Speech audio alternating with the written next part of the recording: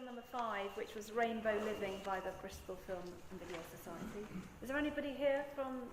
Not the maker of the David's not here. David knows? No. Can you tell us something about the background to this film? No. Okay, right. So, I loved it. I have to say that, and just to flag up, what this film did, it set out what it was going to do right from the start. So it knew what the audience was, and it knew what the message was. And it had a beginning, and a definite structure in it, and a definite end. So as a film, it worked. I really liked the fact that the story was told by the people themselves. So we heard from the residents, we heard from the parents, we heard from the person who runs it, and they formed the narrative. You know, so often we have people who want to do everything by voiceover, and actually the people themselves can tell the story, and it was so nicely edited together. So we just heard enough of each person. I would have structured it slightly differently. So I would have had more of the people than the residents themselves talking before we heard the parents. I would have switched those two bits around. And when the parents were talking about, their young person who was there, I would have wanted to see them. So we're hearing the parent talking, and we're actually seeing the person helping with the craft or doing. So a bit of, again, similar to the feedback on the floor. It was, keep the voice going, but use some cutaway illustrations. I thought that the whole thing, it really worked. It was, there was some of the framing on some of the interviews could have been different. So you had in some of them too much headroom, especially, and some of the focus was a bit off on some.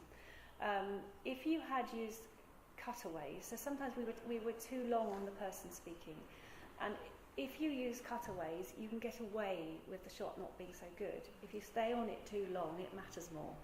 So, and there were, even when the person who runs it, you could have left it longer on her and cut away to the things she was talking about, even if it's an illustrative photograph or something. So cut away more. Nice opening, nice close, nice message, nice campaign at the end. So I thought the whole thing as a video, it just worked. It got its message across. I knew what the audience was and what the purpose was, and I really actually wanted to give some money to the campaign. I thought, yeah, I understand what you're doing. It's great. Yes. Love the opening. I love the opening and the split screen. I love the split screen. It started very well. A lot of the things Tess said, I agree with. I think interviews, you had a lot. Either the interviewee was facing the same way, and if you go to do interviews, have one facing and the next one have it face the other, it looks much better, the person. And there was a lot of headroom, and I think sometimes the camera was on autofocus, because there was one shot where the background was in focus and it was very soft, the eyes were soft.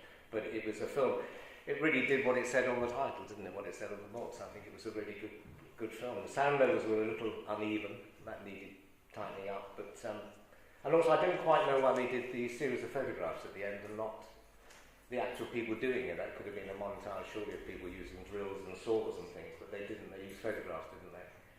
I don't know why they did that. I think they did that because they had taken photographs at the time they did it, and right. they weren't I actually see. So they weren't filming at that stage. They used what they had. Yeah. Again, there was a lot of shots looking down again. I don't know why people don't get down with people looking down, and close-ups, but that's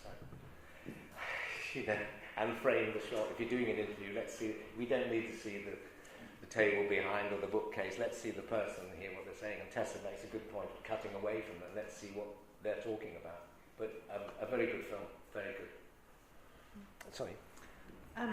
Yes, I think it was very successful, this film, and I don't have such an eye for the technical things. I just thought that the woman who introduced it, who we see, the mum that we see most of, and we see her at the end, she was just so nice and so warm, and what an inspiring thing they've done. And when she said, we're a charity and we can help other people who might want to do a similar thing, and I can see this film going out through a network or being, obviously a lot of films now, most films can be put up on the internet, on YouTube or so on, and I think this really works brilliantly, this piece. It's an absolute inspiration.